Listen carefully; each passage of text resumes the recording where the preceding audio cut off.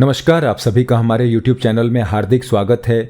रामकृष्ण परमहंस जी के सदुपदेश की जो श्रृंखला शुरू की थी उसी का ये अगला वीडियो है।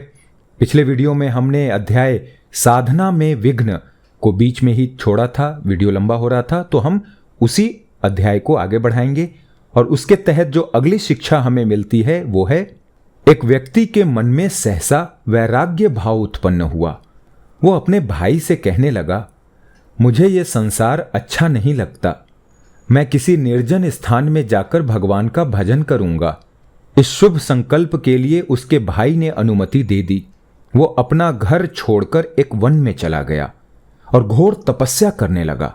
लगातार 12 वर्ष तक कठिन तपस्या करने के उपरांत उसे कुछ सिद्धि प्राप्त हो गई। वो घर लौट आया। बहुत दिनों के बाद उसको घर आया हुआ जानकर उसके भाई को बड़ा आनंद हुआ। बातों ही बातों में उसने अपने तपस्वी भाई से पूछा, भाई, इतने दिन घोर तपस्या करने का क्या ज्ञान प्राप्त हुआ? ये सुन तपस्वी हंसा और सामने जाते हुए एक हाथी के पास जाकर उसके शरीर पे 3 बार हाथ फेर कर कहने लगा, हाथी तू मर जा।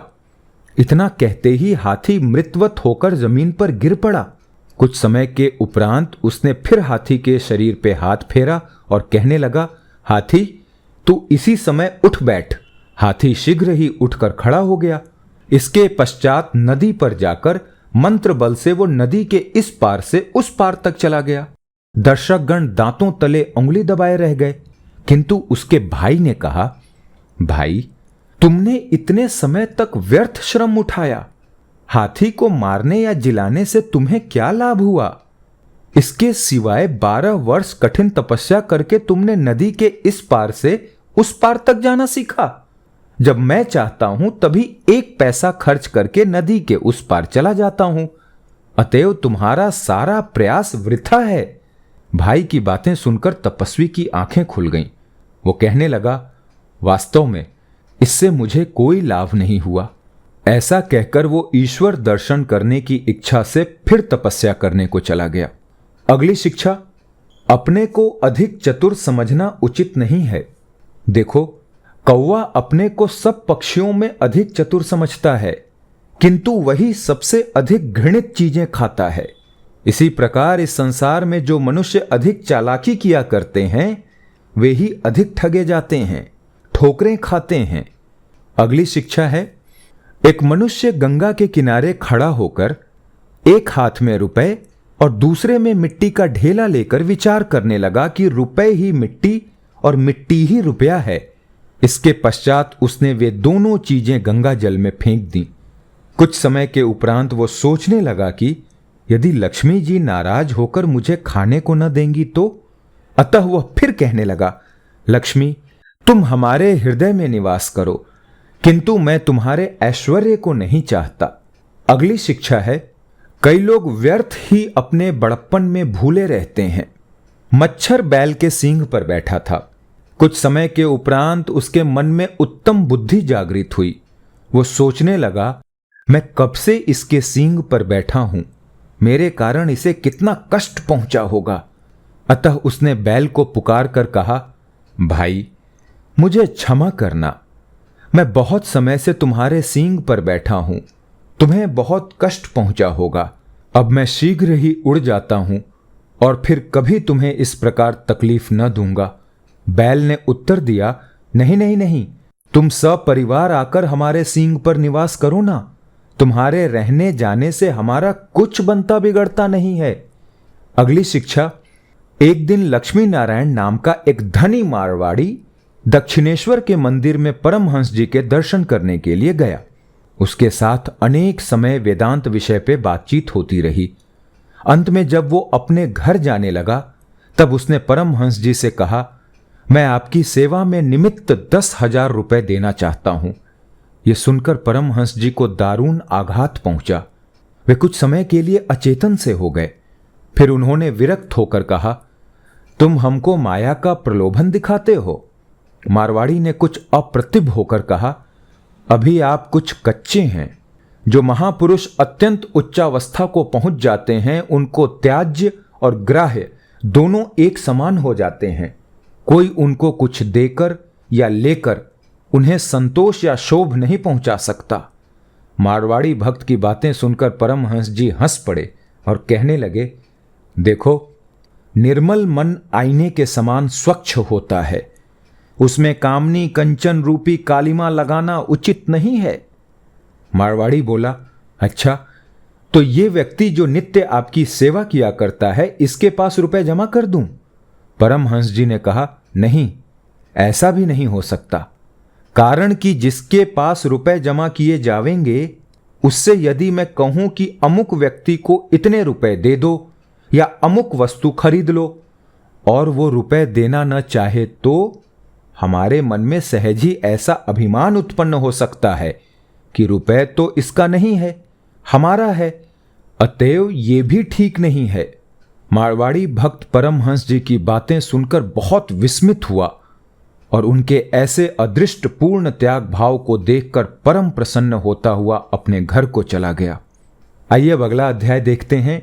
नाम है इसका साधन में सहाय, और इसके तहत जो पहली शिक्षा मिलती है, प्रथमावस्था में किसी निर्जन स्थान में बैठकर मन स्थिर करना चाहिए, अन्यथा सांसारिक अनेक बातें देख सुनकर मन चंचल हो जाता है।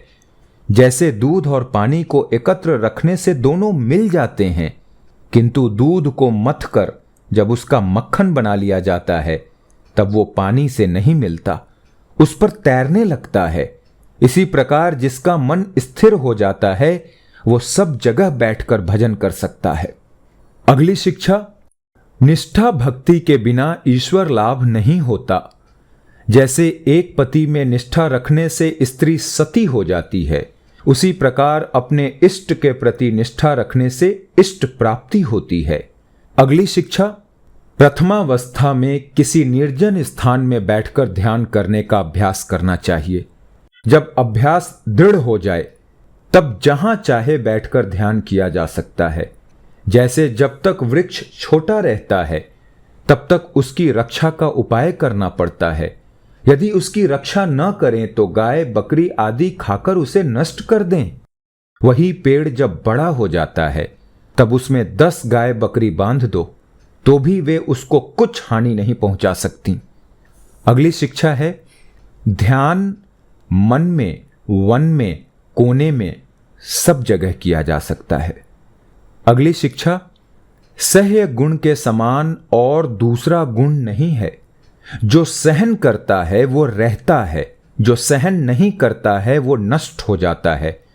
सब वर्णमालाओं में 3 स होते हैं, श, श, स। अगली शिक्षा है, सह्य गुण के समान और दूसरा गुण नहीं है। जैसे लुहार की निहाई पर नित्य हजारों चोटें पड़ती हैं, किंतु इससे वो जरा भी विचलित नहीं होती, इसी प्रकार सब में सह्य गुण होना चाहिए। कोई कुछ भी करे, कुछ भी कहे, सब सहन करना चाहिए। अगली शिक्षा, मछली कितनी ही दूर क्यों न हो, चावल फेंकते ही वो तुरंत आ जाती है। इसी प्रकार भगवान भी विश्वासी भक्तों के हृदय में शीघ्र प्रकट होते हैं। अगली शिक्षा, एक जाति के कीड़े होते हैं जिन्हें लोग पतंग कहते हैं। वे प्रकाश को देखकर दौड़े आते हैं। उनके प्राण भले ही चले जाएं, किंतु वे प्रकाश को छोड़कर अंधेरे में नहीं जाते। इसी प्रकार भगवत भक्त साधु संग और हरि कथा के लिए लालायित रहते हैं। वे साधन भजन को छोड़कर संसार के असार पदार्थों के मोह में नहीं फंसते। अगली शिक्षा देखते हैं, गुरु वाक्य में अचल और अटल विश्वास उत्पन्न हुए बिना ईश्वर लाभ होना असंभवित है। अगली शिक्षा, इस दुर्लभ मनुष्य देह को पाकर जो मनुष्य लाभ नहीं कर सका, उसका जन्म धारण करना ही वृथा है। अगली शिक्षा, मन कमानीदार गद्दी के समान है। जब तक गद्दी पर बैठो तभी तक वो दबी रहती है, किंतु ज्यों ही उस पर से उठो त्यों ही वो पूर्ववत उठ जाती है। मन भी इसी प्रकार का है, वो सदा स्फीत होकर रहना चाहता है। उसे जब तक हरि चर्चा और साधु संग में लगाओ, तभी तक वो संयत अवस्था में रहता है। इसके पश्चात वो फिर अपनी पूर्वावस्था में आ जाता है। अगली शिक्षा है, नाम में रुचि और विश्वास उत्पन्न हो जाने पर फिर किसी और प्रकार के साधन भजन की आवश्यकता नहीं रहती। नाम के प्रभाव से उसके सब संदेह दूर हो जाते हैं। नाम से चित्त शुद्ध होता है, नाम ही से भगवत दर्शन होते हैं। अगली शिक्षा, साधु संग चावल के धोवन के समान है। जिसे अधिक नशा चढ़ा हो उसे चावल का धोवन पिलाने से नशा उतर जाता है। इसी प्रकार संसार मद से मत्त हुए लोगों का नशा उतारने को एकमात्र साधु संग ही है। अगली शिक्षा देखते हैं, जैसे वकील को देखकर मुकदमा मामले और कचहरी की याद आती है, वैद्य और डॉक्टर को देखकर रोग और औषधि का स्मरण हो आता है, उसी प्रकार भगवत भक्त और साधु पुरुष को देखकर ईश्वर भाव की जागृति होती है। धन्यवाद। कोई बहुत मुश्किल नहीं है, बहुत आसान है, आप भी समझ रहे होंगे इन उपदेशों को। जब बात भजन, भक्ति, ध्यान की आती है तो इसका मतलब ये नहीं होता है कि आपको संन्यास लेने को या वैराग्य लेने को कहा जा रहा है। आप अपने सामान्य जीवन में रहते हुए भी इन विषयों को कर सकते हैं और अपने को एक शांति दे सकते हैं। सारी जद्दोजहद, सारी लड़ाई खुद को खुश, प्रसन्न और शांत रखने की है और उसके लिए एकमात्र यही चीजें हैं। तो मैं जो ये चीजें पढ़ता हूं, कई बार आपको लग सकती हैं कि क्यों पढ़ते हैं, क्या है ये, लेकिन प्रयास कीजिए और विश्वास रखिए, इसी से शांति मिलती है। धन्यवाद। मुलाकात होगी अगले खंड में। जय हिंद।